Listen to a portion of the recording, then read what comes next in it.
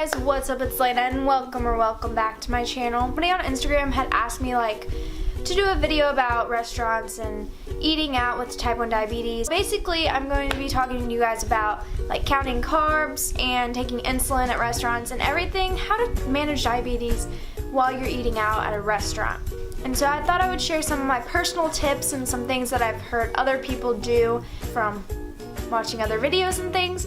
So if you enjoyed this video, please be sure to give it a thumbs up and go ahead and subscribe if you haven't already. My channel is growing so super fast, and so I'm just amazed and so happy, and I love you guys so much, and thank you so much for subscribing and everything like that. I haven't been posting as frequently on this channel as I would like to, and that is because I'm just busy and I haven't filmed any videos. If you want the honest truth, I have been uploading vlogs pretty frequently, so if you haven't already checked out my vlogs channel, you definitely should. I posted a vlog earlier this week, I think, so you should definitely go check that out. It's with Kayla if you want to see that. But let's go ahead and get on to the video. Hopefully this camera setup looks alright. I've changed my settings, so what it's normally at, I changed it a little bit. I wrote down some notes in this little notebook thing. It says follow your dreams. It's super cute. I think I've showed you guys this before, I don't know. But the first thing I want to talk to you guys about is how to count your carbs at a restaurant. I mean, sometimes it can be pretty hard, you order some complex big meal thing and you have no idea what the heck, where to even start. So my number one tip is to go online and use the internet. Literally, your phone will be your best friend. I'm pretty sure I've talked about this before on my channel.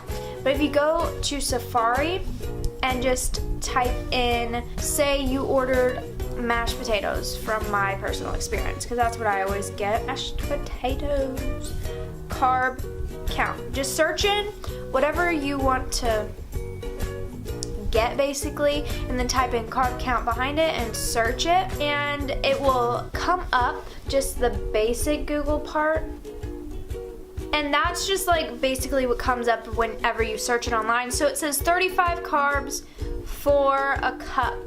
And for me personally, I've noticed that if I do 35 or 40 carbs for 1 cup, I tend to go low. So I would lower that amount just a little bit, maybe 20 or 25, depending on how much it is. For a cup, I'll do about 20 for me personally, just because my numbers don't go high after eating mashed potatoes. So that's the first option, is to just go online and search the food and search carb count behind it. There is a website called MyFitnessPal. I'm sure you guys have heard of that if you are used to counting carbs all the time and you look stuff up a lot. You can use it and it'll have different restaurants on there, and it'll have the carb count the restaurant thinks it is, which isn't always accurate. I mean, you know, the restaurant isn't the best at counting carbs, so sometimes you have to use your own personal judgment too. So if you type in mashed potatoes carb count MyFitnessPal, then the first one that comes up, I'll click on that,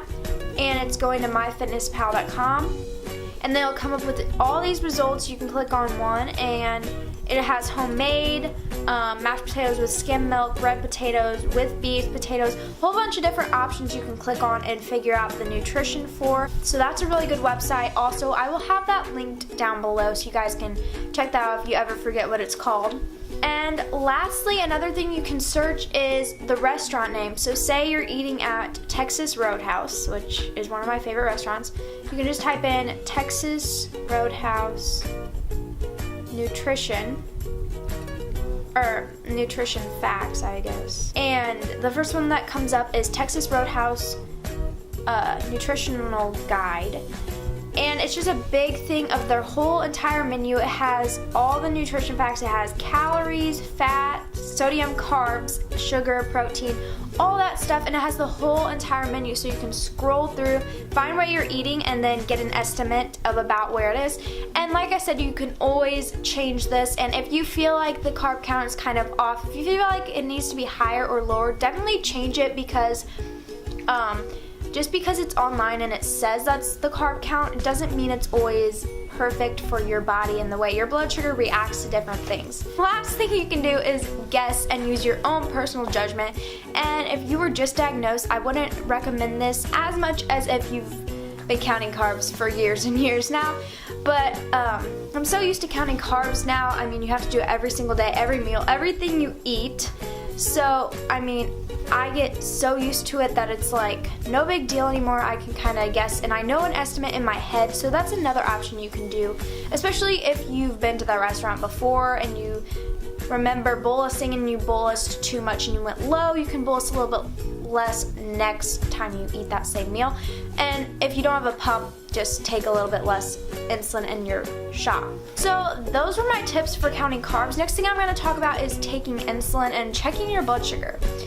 And obviously not everybody has an insulin pump. Some people are on shots and injections. So the first thing I'm going to go over is shots at a restaurant. And so I know not everybody is like perfectly comfortable taking a shot at the table. I mean, not everybody would see it, but I know some people aren't comfortable with doing that. I personally didn't do that. Oh, when I did shots, I'm on an insulin pump now. I have the Omnipod. Somebody's mowing right now. Oh my gosh. Hopefully you guys can't hear that. If you guys can hear that, I'm gonna be so mad. But the first option you have is to just go into the restroom, go into a stall, and take your shot if you aren't perfectly comfortable with doing it at the table. I did this plenty of times when I was on injections and we went to restaurants, and there's nothing wrong with not wanting to do it at the table. I mean, it's your own personal preference if you would like to do it in the restroom or at the table. Also, you need to definitely use some alcohol swabs just because you want to be clean when you're doing these things at a restaurant. And like I said, you can also do it at the table. It's just up to you. And if you have an insulin pump, just do it at the table. There's no need to go into the restroom. I mean, if you really, really want to, you can go into the restroom, but you can honestly do it at the table. Nobody's gonna care what you're doing with the little device. People are on their phones all the time at a restaurant. If you look around, many people will be on their phone at that time. So nobody's gonna notice you being on some little device. No one's ever said anything to me about me bolusing because they haven't even noticed, and you can do this also under the table. No one's going to even know you're doing anything. And finally, I want to talk about like checking your blood sugar at a restaurant. And if you have a Dexcom G5, it's now approved where you can bolus off of it, which is what I have. So I can honestly just look at my phone, see what my number is, and bolus off of that. But if you don't have a Dexcom, or you just feel the need to check your blood sugar even though you have a Dexcom, I would honestly do it at the table. Once again, you can go into the restroom if you would like to. If you want to check your blood sugar before you eat your meal, just do it at the table. It's not a big deal at all. It's just like bolusing at the table with an insulin pump. You can just do it underneath the table. Nobody's gonna notice you're doing anything, and if they do, just explain it to them. It's not a big deal. That's what I've learned over the past couple of years of having type 1 diabetes. It's not a big deal to explain to people like what you're doing and what's going on. Like, I'd rather people know than then just stare and be like, what the heck is that? And like stare at you. I'd rather them understand and like ask you questions. I feel like I kind of like explaining it to people. That's probably just me, but I don't know. I like teaching people about it. Okay, sorry if the quality just changed or anything happened in the video. My memory card died, so I had to switch it out. But also, all these things kind of apply if you're at a friend's house and you're bolusing, which I'm going to a friend's house tomorrow, I think, actually. It's not a big deal, and your friend probably has seen you do these things before. So if you're nervous to do these things in front of a friend at a friend's house, you shouldn't be. It's no big deal at all. I'd rather do it there than at some stranger's house, you know? So it's not a big deal at all to do it at a friend's house. It's honestly just as comfortable for me to do it there as if I were at my house by myself. But hopefully these tips really did help you out. I really wanted to make this video because somebody requested it, and I know if somebody requested it, then probably other people were wanting this video too. I'm going to be starting a thing called notification shoutouts. I'm sure you've all have heard of that before. And on my last vlog, I told you guys that if you haven't already seen that, I said that I'm going to be starting notification shoutouts. So I had a couple people on my last vlog comment that they wanted a notification shout out, so I'm going to give them a shout out. So I will have it up on the screen. Today's notification shout out goes to Abby, which is her whole username. So thank you, Abby, for turning on my notifications. If you would like a notification shout out, all you have to do is subscribe to my channel, turn on the notification bell after you subscribe, which is just right next to the subscribe button, and comment down below whenever you have done, and you can comment other stuff with it. Just say that you turned the notifications on and you'll have a chance of getting a shout out in my next video. So if you enjoyed this video, as always, give it a thumbs up, and also be sure to subscribe to my vlog channel if you haven't already. I've been posting pretty much at least once a week lately, so go ahead and check that out. It's always at the top of the description, and I really hope you guys enjoyed this video, and I'll see you in my next video. Bye, guys.